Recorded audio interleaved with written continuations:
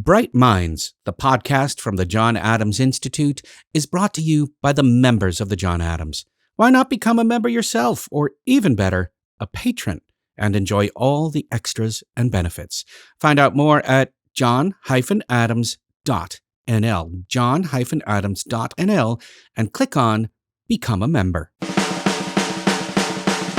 From Amsterdam, this is Bright Minds, the podcast from the John Adams Institute, a treasure trove of the best and the brightest of American thinking. And today's guest, the great American author and investigative journalist Patrick Radden Keefe, knows irony when he hears it, such as when the patriarch of what would become an infamous family imparted these words to his sons. You know, we had such great plans for you to become doctors, for you to get education, but I can't pay for it. I don't have any money to give you. But then he says, but I have given you one thing, and it's the most important thing that a parent can give a child. I've given you a good name. And that name is Sackler. Frequent visitors to some of the world's great museums and educational institutions already know that name. The Sackler family name adorns the walls of Harvard, the Metropolitan Museum of Art, Oxford, the Louvre. The Sacklers are one of the richest families in the world, and they donate lavishly to the arts and sciences. Just where all that money came from was vague, until it emerged that the Sacklers were the owners of Purdue Pharma, responsible for making and aggressively marketing OxyContin, the blockbuster painkiller that was the catalyst for today's opioid crisis. Opioids are responsible for the overdose deaths of nearly 500,000 Americans over the past 2 decades.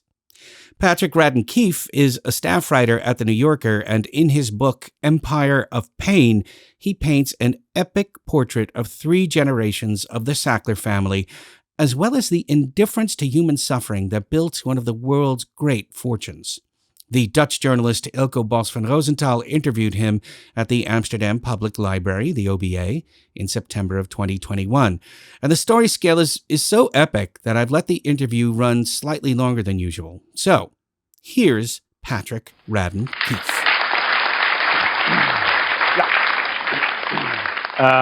You focus most of at least the first chapters of the book, quite a big part of the book, on one of the brothers in particular, Arthur Sackler, who dies in 1987, which is a decade before OxyContin, the notorious drug, is being introduced. Why focus on him so much? He's an intriguing character, obviously. He's an art collector and everything. What makes him so important, even though he didn't even live to see OxyContin, get big? Yeah, it's a great question and one that's come up often. It's funny, I have this colleague at The New Yorker, Jane Mayer, who wrote a wonderful book about the Koch brothers. Koch brothers, these kind of big-time donors to conservative and libertarian causes in the United States. And when we talk about the Koch brothers, we're really talking about 2 Koch brothers. There are 4 Koch brothers. So there are the 2 who are involved in politics, and then there's a Koch brother who collects wine primarily, and then a 4th one who collects castles. And castles, yeah, okay. And Jane didn't really spend too much time on the wine collecting Koch brother or the castle collecting Koch brother, for good reason, because the kind of center of her story was about money and politics. For me, I suppose you could ask a similar question. Why focus a third of the book on Arthur Sackler, this guy who dies before the launch of OxyContin? And there are 2 answers. One is, I think Arthur Sackler is one of the great characters of the 20th century. I think he was a totally extraordinary figure. To me, he feels like he walked out of the pages of a Saul Bellow novel. 3 wives. 3 wives, yes. Which is not extraordinary, but they in and of itself. The overlap was interesting. There's a period I describe late in the book where there were 3 different women living in Manhattan, all of whom went by the name Mrs. Arthur M. Sackler. I feel like this could only happen in the pre-internet era. But Arthur's connection is actually more intimate than that, in the sense that he, I would argue, created the world in which OxyContin would later do what it did. So Arthur Sackler goes to medical school, but as a teenager, when his family loses everything during the Depression, he's had to work. And the way he finds work is in advertising. He writes advertising copy. He becomes the advertising chief for his high school newspaper. He sells Chesterfield cigarette ads. So he advertises Chesterfield cigarettes to his fellow high school students. And he ends up going into the pharmaceutical business, but specifically into pharmaceutical advertising. And if any of you have watched the show Mad Men, in the 1950s, Arthur is kind of the Don Draper of pharmaceutical advertising. He's got this incredible grasp for how you sell medicines. And he realizes that it's not really the consumer you sell to, it's the doctor. Right. And you sort of seduce the physician because the physician writes the prescriptions. And I interviewed for this book all these old guys, it's all guys in their 90s now, who were in the pharma ad business in the 50s. And they would all say, Arthur Sackler invented the wheel. He invented this business. He was so creative, so protean. He had so many ideas. He made Valium big, right? He made Valium what it was. When Roche introduced the drug Valium, which at the time was the great blockbuster drug of its era, also known to be addictive, the marketing plan was designed by Arthur Sackler, and he made a deal with Roche where he said, I don't want to do a standard fee arrangement. What I want is a series of performance bonuses pegged to the volume of pills you sell and not capped. So it just goes up and up and up and up and up, and the drug then becomes the most successful drug in the history of the pharmaceutical business at the time. So he becomes hugely wealthy selling Valium. And so Arthur does die in 1987, but what he does during his lifetime is break down the boundaries between medicine and commerce and kind of set into motion a series of very lucrative conflicts of interest and create a marketing paradigm for how you market a drug that is potentially addictive. And he kind of sets all this stuff up. And then the amazing thing is he dies in 87, and as I tell the story, his nephew, Richard Sackler, kind of takes up the baton and takes it to its next extreme with OxyContin. Just sticking to Arthur for a bit, it's basically, it's a very American story, but it's also a deadly cocktail in a sense that it's, Americans love medicine and love painkillers because, if you have a problem, there's no problem that you cannot fix with either money or painkillers. And then on the other hand, it's an addiction to marketing, whether it's selling a politician or selling, in this case, medicine. It's those two things that come together, and that's where the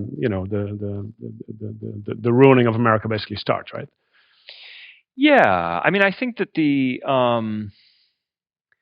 so the story in the kind of immediate sense is about this family and this pharmaceutical dynasty, but in a broader sense, it's a story about power and influence, right, and the way in which you can, in the American system, and I'm sure there are aspects of the system here in the Netherlands that are very similar. I mean, as probably with all things, we Americans tend to take it to a certain extreme.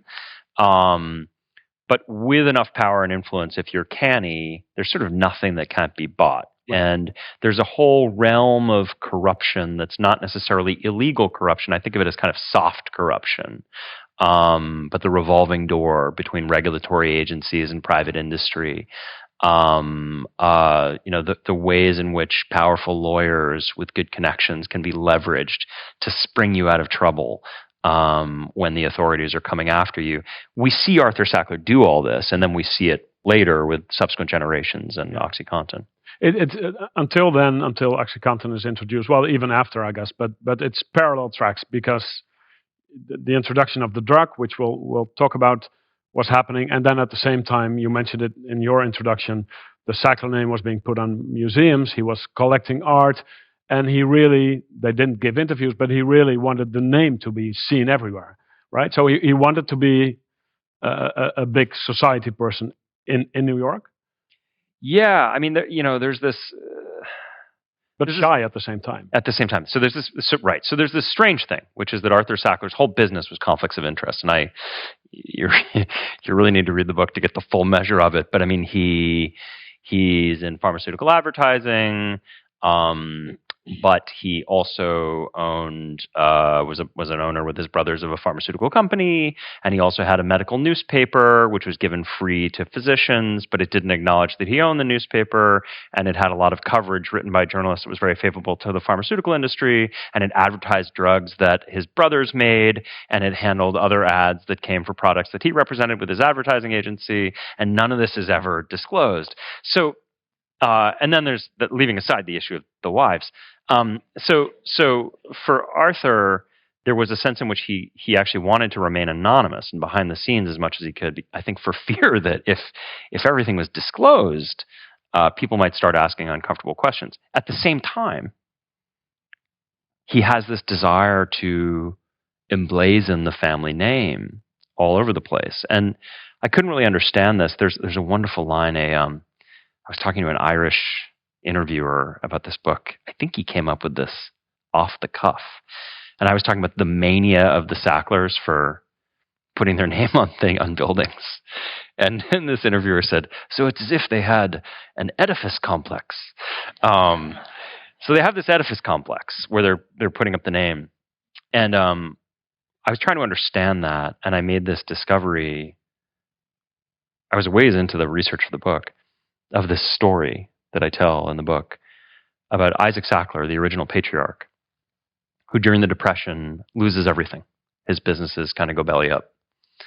And he gathers his 3 sons who are just kids to him, and he tells them, we had such great plans for you to become doctors, for you to get education, but I can't pay for it. I don't have any money to give you. But then he says, but I have given you one thing, and it's the most important thing that a parent can give a child. I've given you a good name. And he says, if you lose a fortune, you can always go out and earn another fortune. But if you lose your good name, you can never get it back.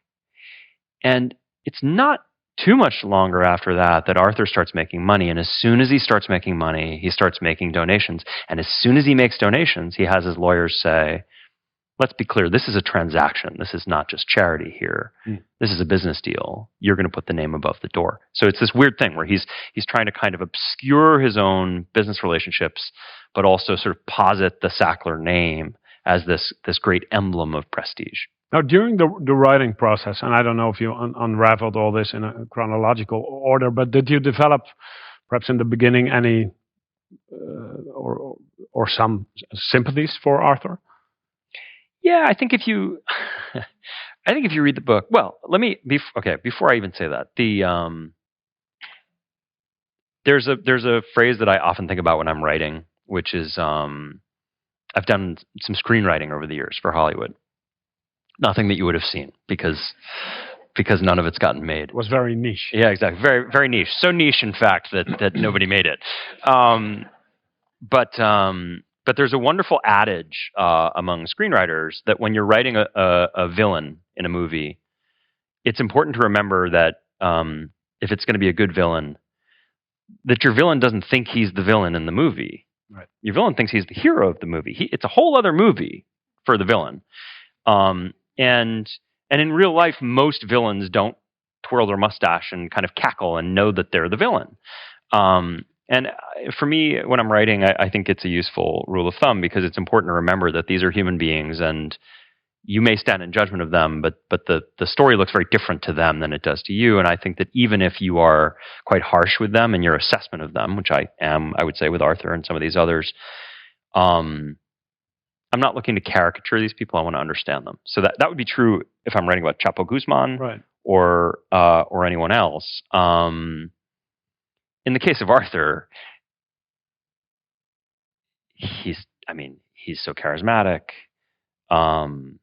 He's this amazing kind of life force. I think it's hard not to be seduced just a little bit. And he's also an asshole to his whole family. He is an asshole. But to me, this is what makes him so rich as a character, right? Is that he can be both. And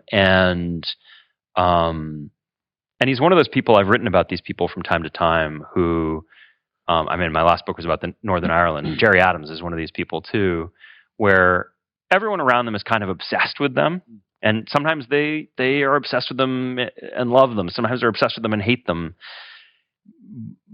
But everyone has a very strong view. And even long after these people are dead, the kind of riddle of that person, the paradox of that person continues to haunt all the people who knew them. And Arthur Sackler was one of those people.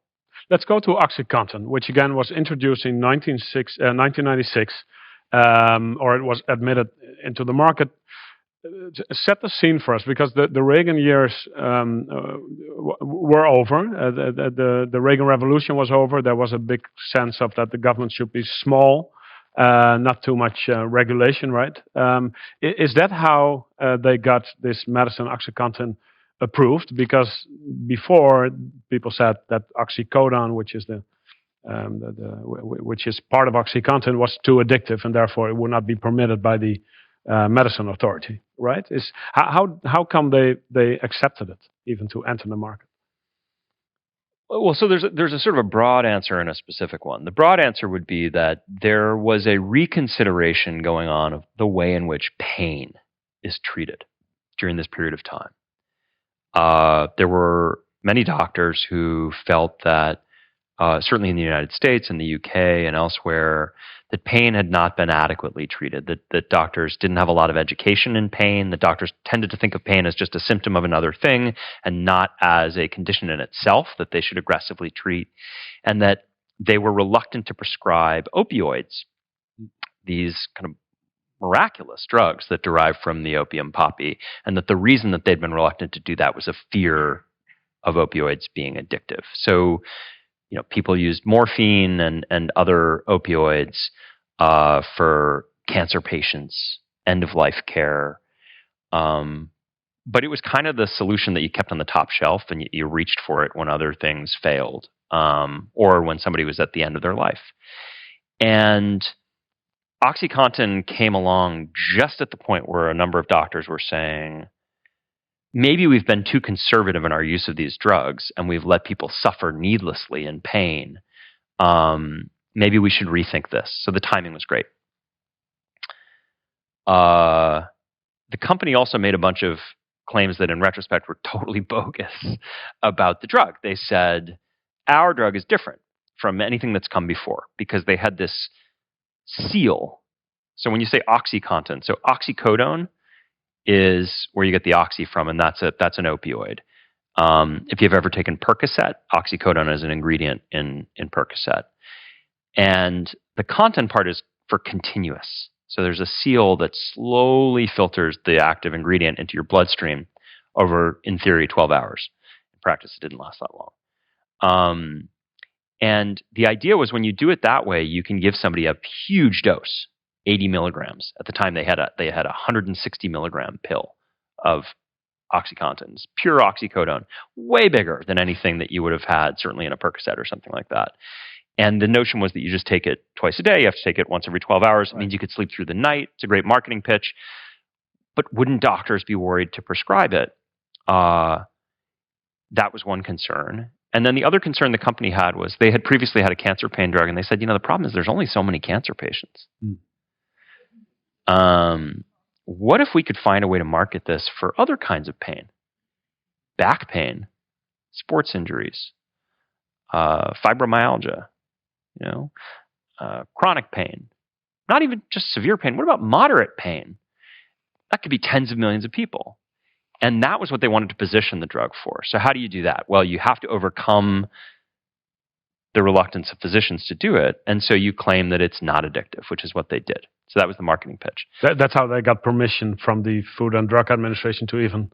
Well, this is still part of the general background. Okay. The specific story is, the guy at the Food and Drug Administration who was in charge was a guy named Curtis Wright, who was an official at the FDA, who had to sign off on the drug, say it was safe to sell to consumers, and also sign off on the marketing claims that they could make, those bogus marketing claims I talked about. He signed off on everything. And not too long after that, Curtis Wright decided he might be ready to leave government. And eventually he gets a job in the pharmaceutical industry. And I'll give you one guess what company he goes and works for 3 times his government salary. $400,000. Mm-hmm. so Curtis Wright was this guy whose job it was to sort of be the gatekeeper, and he ends up sort of being the in-house advocate at the FDA for OxyContin, and then goes and joins the company. Which is so it's basically corruption. I mean, again, not in the most literal sense, but this would be soft corruption in my view. I mean, it's hard. You couldn't even find somebody at FDA or at Purdue Pharma who would tell you that that's appropriate, but it's not illegal. I'm afraid that sort of thing happens all the time. I mean, I just saw this again and again and again in terms of industry and government, that a lot of the time it's as simple as you and I meet.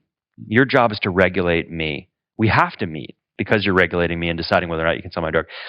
One day we have a coffee in a breakout session, and I say, so how long have you been in government? You ever think about leaving? Do you ever think about getting a job in industry? Well, if you ever do, should have a conversation. I've planted the seed. That's it. I've corrupted you. I've done nothing illegal, but the idea is now I'm easily corrupted. Well, you were corrupted long ago. Yeah, but I'm pushing on an open door. But I think that sort of thing happens. That sort of interaction happens all the time, and it's hard to legislate that. It's hard to control it. So my premise of this company, surfing the wave of the need for a small state deregulation, that wasn't really part of that. I mean, it wasn't the case that these authorities just were not very powerful anymore.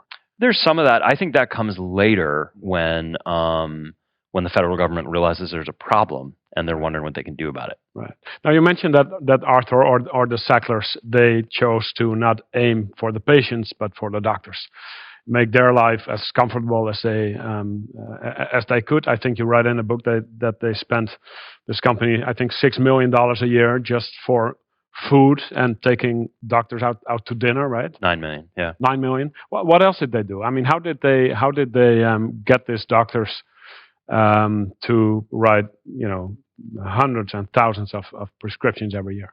So one of the critiques of the way in which pain had been treated was that doctors did not get a lot of formal education in medical school about the treatment of pain, and that was true. That was a totally legitimate critique.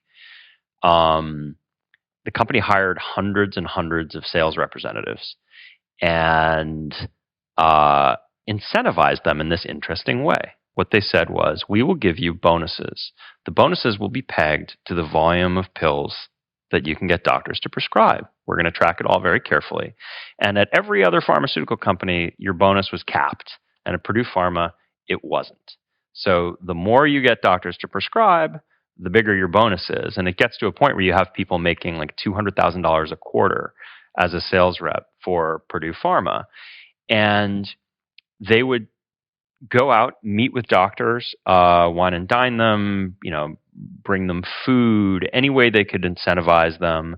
The sales reps were notoriously often young females right out of college, often quite attractive, going in, meeting with, harried, middle-aged male doctors. I don't mean to suggest that anything untoward was happening. It's a little bit like the conversation I just described to you.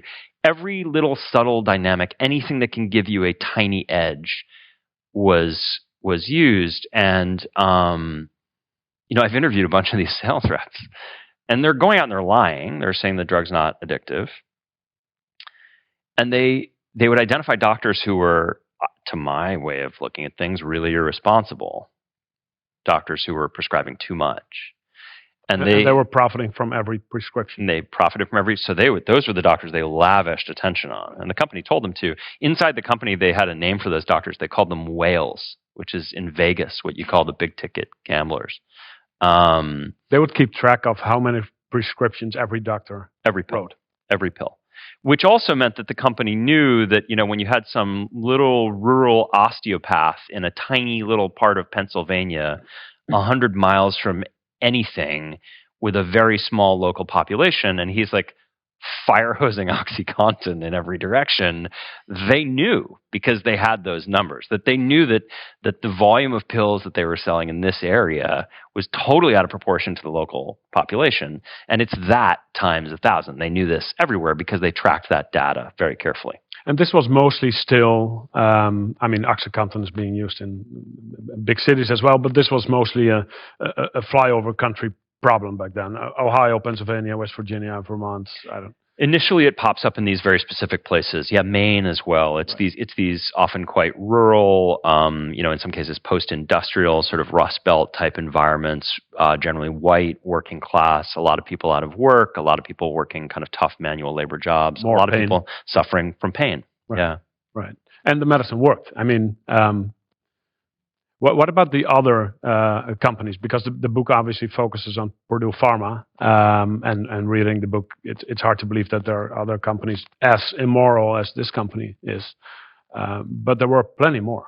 There were. I mean, as I said at the outset, the opioid crisis is a big, complex story. You don't get there with one family. As they say, it takes a village. And there were, I would argue that there's total system failure in terms of every public institution that should have intervened. There are also a whole bunch of other pharmaceutical companies. I chose to focus on the Sacklers because I think that Purdue was first. I think they were the ones who changed the game. There's somebody I quote in the book who worked on OxyContin at the company who said it was the tip of the spear.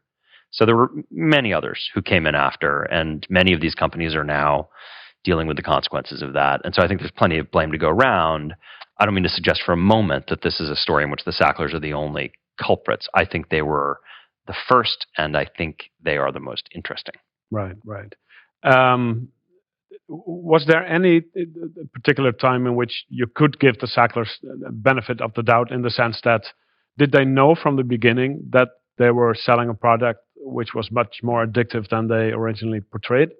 Or did they just realize that later and didn't jump in? I've thought a lot about this. I think this is in large part a story about willful blindness. And in the first instance, part of the reason they didn't know whether OxyContin was addictive or not is they didn't do any studies on it before they put the drug out there and said that it wasn't addictive. Right. There were a lot of unanswered questions that weren't answered because they weren't asked in the early going. In terms of what I said about the villain in the movie, I am kind of inclined to give them a little bit of the benefit of the doubt, in the sense that that was just reckless, just purely reckless what they did, and greedy. And I think there was a sort of element of wishful thinking. They thought, like, what if we, literally they thought, for thousands of years, humans have struggled with opioids because on the one hand, they have these amazing therapeutic benefits. They can make pain go away. It's true. But on the other hand, they can be really addictive. And we've known that. You go back, you can go back a long way. There's a very long literature on this. And so there's the hubris of them saying, until us, we cracked it. We figured it out. We've got this seal. So I think there's hubris and recklessness there. But for me, where it gets really morally grave is when it turns out that hypothesis is wrong. And in short order, all those sales representatives, those hundreds of sales representatives who are out across the country, like the eyes and ears, they start hearing that people are abusing the drug. People are getting addicted to it. People are overdosing. People are dying. And word goes back to headquarters. The company and the Sacklers have long told lies about when they learned, like what they knew and when they knew it. I was able to substantiate that at a very high level in the company, they knew very soon, in the 1990s, that there were real severe problems. Because the people they sent into the field were truly alarmed, most of them. I don't know that they were all alarmed. Some had a conscience. Some had a conscience. And even the ones who didn't have a conscience were kind of...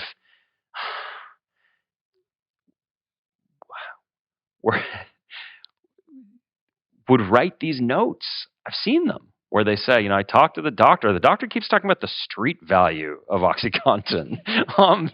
Not a good sign when you're selling a controlled substance. And these notes would go back. And I guess so. Just on the question of when do you give them the benefit of the doubt? For me, my harshest assessment would be, and think about it for any of you, truly, you have a product, you put it out in the world. It's a smashing success. You're making billions of dollars.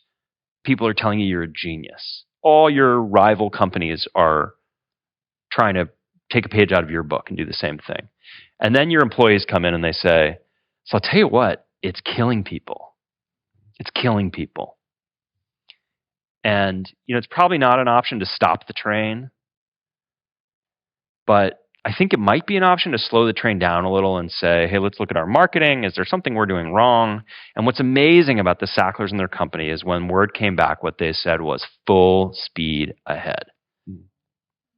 I remember I've done stories on OxyContin, and I think in Florida, where at a certain time the pandemic was, it was hit pretty hard. And we went filming at, I think they called it a pill mill, basically just a doctor's office. But this doctor would have bodyguards, armed bodyguards, who would bring him to his car as if he was some mafioso, basically. Was that common practice? This was more a mobster than a doctor, and you would see it all over. Some doctors must have felt guilty, but I guess for some it was just too lucrative. Yeah, it's a continuum. You always have crooks. In this case, there were many doctors who essentially you would. It's like a cash business. People come in, they pay whatever it is that they give you $40, and you give them a fake prescription. You give them a prescription for a condition they don't have. And then they go to a pharmacy. Sometimes the pharmacy was in on it too. The doctors became drug dealers. The doctors completely became drug dealers, and many of them ended up going to jail. Right. But what is interesting to me is that the company back in Connecticut that's making all the money, not making like $40 for a phony prescription, it's making billions of dollars every year. They're getting these reports from their sales representatives who are like, I did my call on the clinic in Florida. There was a line of 40 people outside the door. The parking lot is filled with out-of-state license plates. Some people brought deck chairs because the wait was so long. It doesn't look like a doctor's office, Yeah. Right. And when asked about this, subsequently, people at the company would say, it's not our job to judge how doctors practice medicine. Right. And that was it. That was it. When did the tables eventually turn on them? Have they? Well, we'll get to that. There was a settlement that we'll talk about. But they like you said in your introduction, you couldn't even find the Sackler name on the website of Purdue Pharma. Quite a bit was written about Purdue Pharma, but even then the name wouldn't come up. But that changed at a certain time. Yeah, there's sort of two timelines. The first is having to do with the company. And in 2001, newspapers around the country start covering what's happening because it's clear there's a big problem. OxyContin's killing people in significant numbers. There's a lot of crime associated with OxyContin. The New York Times, I tell the story of Barry Meyer, who was an investigative reporter at the New York Times, who writes a series of really groundbreaking stories about this. So it starts to catch up with the company. In 2007, there's a federal criminal investigation in Virginia, and the company actually pleads guilty and pays a $600 million fine. But nobody goes to jail, and it doesn't touch the Sacklers. What's really remarkable is that OxyContin develops people refer to it as hillbilly heroin. It develops a reputation. There's a lot of controversy around the drug and the company, but it doesn't catch up with the family. And this is what's so intriguing to me is the family during this period is still giving money away, still going to ribbon cuttings. Their name is still going up left and right. They can show up at benefits and galas and nobody's asking them impertinent questions. But how's that possible? How is it possible that nobody made the connection, basically? There are many good, curious journalists like yourself. They did. They just didn't. Barry Meyer wrote about it. Right. Barry Meyer said this company is owned by the Sacklers. I think a few things happened. They had scrupulously kind of distanced themselves in the public eye from the company. They had very aggressive lawyers who, anytime anybody started to think about writing about them, the lawyers came at them like a ton of bricks. They had PR spin doctors. There were these amazing emails that I got where there would be some really awful article about Purdue Pharma and what happened at the company, and the article will get circulated internally at the company, and they'll say, it's not too bad. They didn't mention the Sacklers till the end. So there's a sort of strange sense in which the company takes the brunt of the negative coverage, and the family is protected. There's a quote actually from a family lawyer that I quote in the book who said, "The objective is to protect the family at all costs." There's something almost kind of mafiosi about this tendency. So it doesn't catch up with them really until 2018. Would all this have been different if most deaths would not have been in flyover country? I mean, the politicians don't go there as much as they. I mean, if this was a Washington, New York, Los Angeles problem, would it have been solved earlier, or not solved, but more people would have been alarmed? That's a fascinating question, and I don't really know how to answer it. I mean, maybe, but the flip side of that is, it's interesting because there's a whole language that we now use to talk about the opioid crisis, where you may hear, I may have already said it, and if I haven't, I will, but when I talk about people who've been addicted to OxyContin, I call them victims. And I think there's an effort to destigmatize this kind of addiction, in part because, and I haven't explained this part yet, but what the Sacklers in Purdue did, once it became clear that people were dying from the drug, they made this kind of fascinating pivot where they said, well, the problem isn't the drug. Right. It's the abusers. It's these reckless people with poor moral character who would really be addicted to anything. They kind of want to be addicted. Guns don't kill people. Guns don't kill people. People kill people. And this is I'm afraid, a powerful strain in a kind of American libertarian thought, and it sort of took hold. And I think that was another way the family was insulated and the company was insulated. But I talk about victims. I think that's good. We're sort of destigmatizing people who struggle with these drugs. Right. But there are many people who say, rightly, where was all this talk about victims during the crack epidemic when these people were black in the 1980s? And so I don't know. I mean, the crack epidemic was in the cities. It was people who were not powerful and were often kind of marginalized and disenfranchised by society who suffered there. But I don't know that the feeling of urgency was any greater there. Now, while reading the book, I kept wondering, and I'm not a psychologist, and I believe neither are you, but it would have. I mean, it maybe would have even helped the Sacklers case if they would have shown remorse in some sense. But they don't do it in any sense. Not now, not in '96. Yeah, I mean, it's the weirdest thing. You try really hard to understand people. I interviewed many people who've worked for the family and known the family and worked at the company over the years. And one of the things that's so startling is that there are people who told me, I went to them 10 years ago and said, you give all this money away.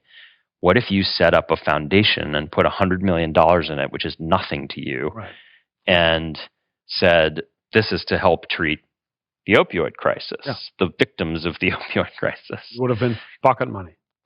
And it would have been, and they could have at that point then, they could today look back and say, look, for 10 years we've been doing X, Y, and Z.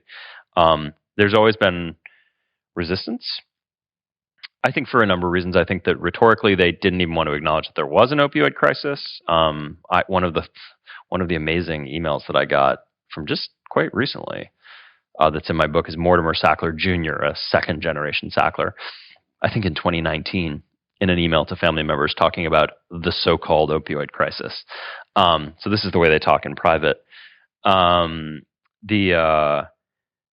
I think some of it is they don't want to acknowledge the opioid crisis. Some of it is this desire to demonize the people, to essentially say the people who get addicted to drugs, it's kind of on them. It's not, nothing to do with us. So why would we show any sympathy? Some of it is a fear that they would appear to be conceding wrongdoing. Right. And they're aggressive until the very end. You mentioned in the book John Oliver, the comic, who has done several segments, which you can find on YouTube, on OxyContin and on the Sackler family. And when they find out that he's doing these segments, they're suing him, or at least trying to sue him, or warning him with letters and everything. And that's very common, right? They're trying to stop people from stop you from writing. Yeah, I mean, I think that this was it was a tactic, and I think it worked for a long time. This kind of heavy-handed, somebody wants to say, "Hey, it seems there's problems with this drug," rather than say, "We're very interested. My goodness, is our drug killing people?" That makes me uncomfortable. What they would say is, "You'll be hearing from my lawyer," and it worked for a long time. Right. It didn't work with John Oliver. It didn't work with me. I mean, I don't think it works anymore. Right. Your book came out in the U.S. I think you said April, right? Which was conveniently at a convenient time. There were lawsuits going on, and this September there was a settlement in which the Sacklers were. I think the plaintiffs were about like thousands of states and cities and individuals, right? And they sued them, and I think they have to pay $4 or $5 billion. The Sacklers, Yeah. which is not a lot of money It's not a lot of money. for them. No. I mean, I should just to clarify, they ended up in bankruptcy. Right. So it's not that they were sued and those cases went to trial. What happened was there were more and more and more lawsuits against the company and eventually against the Sacklers themselves. And they did this amazing thing in 2019 where they said, company's got no money anymore. And they kicked it into bankruptcy. And you may be wondering, $35 billion in revenue, how does the company have no money anymore? So it turns out that for 10 years, the family had been quietly siphoning money out of its own company. They took more than $10 billion out of the company. And then when all these lawsuits came, they declared bankruptcy for the company. And the outcome of the bankruptcy, which has just been finalized this month, is that they will give up their interest in the company. They have pledged to pay $4.5 billion to help remediate the opioid crisis, but they will make no acknowledgement of wrongdoing. And this bankruptcy judge is going to insulate them from any future liability. So all those thousands of lawsuits, none of them can proceed. They've all been stopped permanently. So there's no future liability for the family. Not for new lawsuits either. They're No, basically immune for any lawsuit now. Immune from any lawsuits relating to any of this.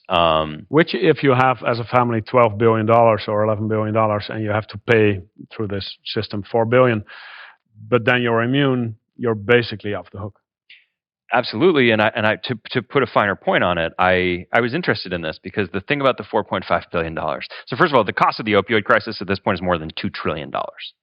So $4.5 billion it sounds like a lot, but it's not a lot. The other respect in which it's not a lot is that so the family has roughly $11 billion, an $11 billion fortune. That's the estimate. They're going to pay the $4.5 billion out over 9 years. They insisted, and I did some research and talked to some people who invest big fortunes for high net worth families. And I said, if I have an $11 billion fortune, what kind of annualized rate of return can I expect just in terms of interest and like a very conservative investment portfolio? They said 5 to 6%. So I said, okay, so say I have a $4.5 billion penalty that I need to pay out, but I can pay it out over 9 years. And they said, oh, you don't have to touch your principal. You can just pay it with your returns. When you're done paying the penalty, you'll be richer than you are today. So it's one of these kind of interesting things I think about billionaire math, right? As we see $4.5 billion, and it seems like a lot, and they see $4.5 billion over 9 years, and they think, we'll be better off at the end.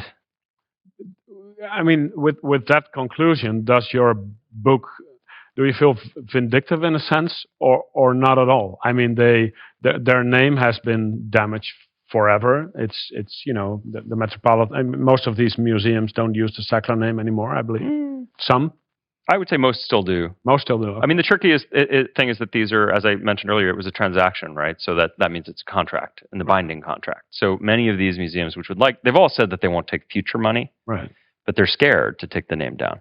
But would it then be fair to say that after this whole saga, that they came out of this pretty good?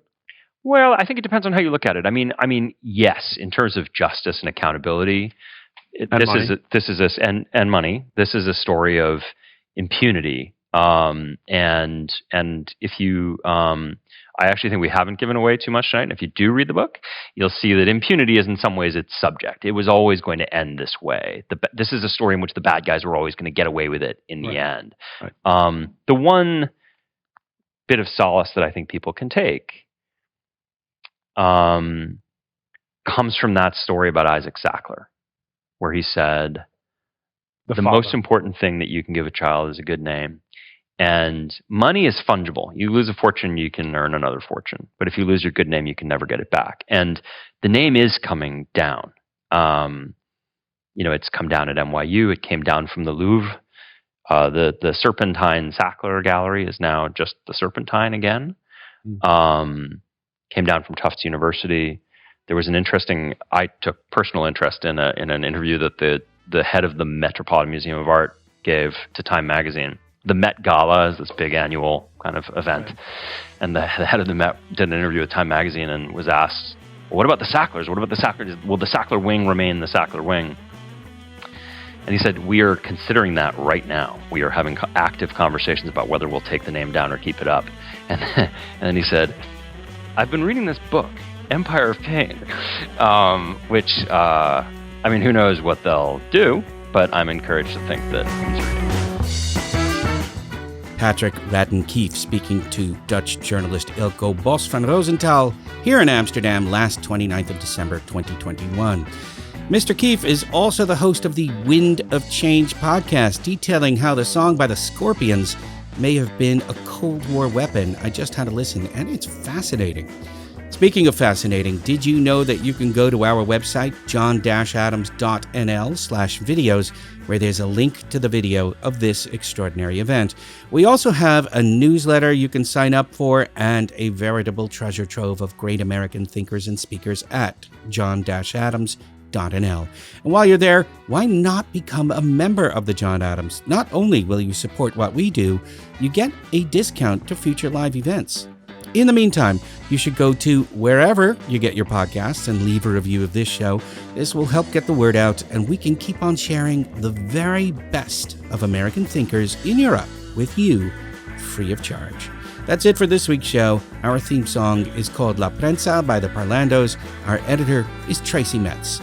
From Amsterdam, this was Bright Minds, the podcast from the John Adams Institute. I'm Jonathan Goubert. Thank you for listening.